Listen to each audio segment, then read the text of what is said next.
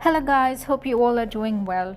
Today we'll be reviewing 5 reasons why John Carpenter's The Thing, screened in 1982, remains iconic even today. John Carpenter's The Thing, starring Kurt Russell, is a cult classic in the horror science fiction genre for all the right reasons. In this video, we explain why that is so. Agree, disagree, sound off in the comments below. Also, if you enjoyed watching, please like the video, share it with your fellow movie maniacs, subscribe to our channel and click on the bell icon for more updates. Forgive me for expressing my undying love for one of the best sci-fi horror flicks of all time. I rewatched The Thing for the umpteenth time today, and my love for the film and everyone behind it has only increased. Here are 5 reasons why the film will remain a cult classic for the decades to come. Number 1. The man himself, John Carpenter. Fresh off Halloween, The Fog, and Escape from New York, which were all commercial successes, Carpenter was ready to direct his first studio picture, The Thing, set in Antarctica and dealing with a group of researchers who come in contact with an extraterrestrial being. Unlike the one massive monstrous antagonist in Kristen Neby's The Thing from Another World, Carpenter wanted to present a more devout adaptation of the science fiction novella by John W. Campbell Jr. and introduce a shape-shifting, human-assimilating alien. He shot the film in artificially frozen sets and extensively applied practical effects to recreate claustrophobic terror. However, the movie was a box office failure largely due to the success of Spielberg's E.T., which released around the same time. The Thing, the first movie, was always one of my favorite films. It was pretty much directed by Howard Hawks in 1949 or 50. And it was based on a short story called Who Goes There? And which happens to be one of my favorites. And I thought, when they offered me the remake of The Thing, rather than remaking the original film, I thought I'd go back to the short story, which I felt was never done, and do something really entirely different. Number 2. Practical effects by Rob Bottin. A then 22-year-old Bottin worked on the sets of The Thing for a year, a project he worked his butt off for, so much that he had to be treated for stress relief afterwards. Bottin worked with the concept artist Mike Ploog to design the various gruesome creatures and their transformation. The spider creatures, the two-body assimilation, the defibrillator chest jump, the dog things, everything looked on point and downright grotesque. The 2011 prequel, starring Mary Elizabeth Winstead, also employed practical effects by Amalgamated Dynamics, known as ADI, during filming, but they were almost completely replaced digitally in post-production.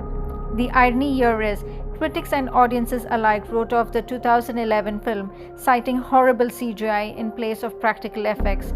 Even the 1982 film effects were shunned by the critics at the time of its release.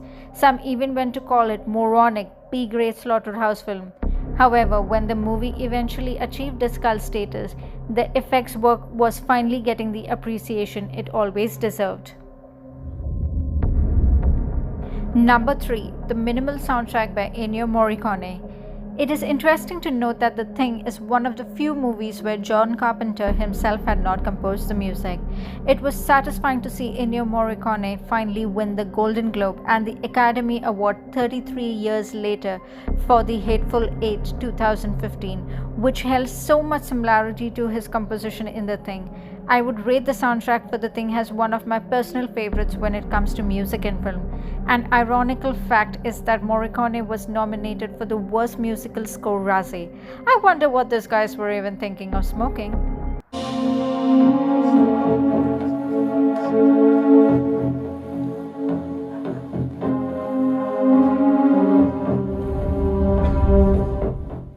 Number 4. Kurt Russell and, to an extent, Keith David. Kurt Russell as helicopter pilot R.J. McReady left the audiences with a character that was certainly going to be remembered for ages. He was bold, quick decision maker who did just about anything to survive. It is impossible to fathom another actor who could have pulled off McReady so well. Fun fact is that Kurt almost blew himself up while throwing a stick of dynamite in a scene towards the end of the movie. The climatic scene where Macready and Childs, Keith David's character, finally sit down to share a scotch while they decide to wait out is truly unforgettable. Number 5. Its Legacy. The prequel, the video game, the comics, the yearly screening.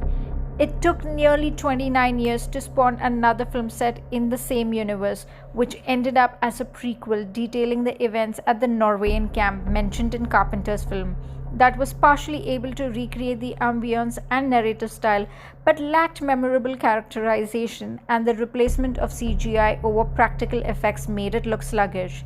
The video game that served as a sequel in 2002 received positive reviews and was deemed excellent showcase in survival horror. The trust system was met with praise. Personally, I loved every bit of it. The storyline, the voiceovers, the in-game mechanics, the seemingly impossible to defeat boss level. Alan Dean Foster, Doghouse Comics, and Clark World magazine published comic based on The Thing at different points in time, all contributing as off-screen prologues, additional material, or just heritage for the film.